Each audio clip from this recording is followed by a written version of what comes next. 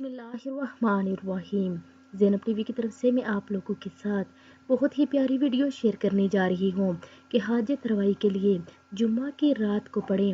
اگر کوئی ایسی جائز حاجت جس کی جلدی پوری ہونے کی خواہش رکھتا ہو، جس کے بارے میں وہ بہت زیادہ کوشش اور جدوجہد کر رہا ہو، تو اسے چاہیے کہ وہ جمعہ کی رات کو نماز عشاء کے بعد 4 رکعت نفل نماز اس طرح پڑھے کہ ہر رکعت میں سورۃ فاتحہ کے بعد 21 مرتبہ آیت کریمہ یہ والی پڑھے، لا الہ الا انت سبحانک انی کنت من الظالمین۔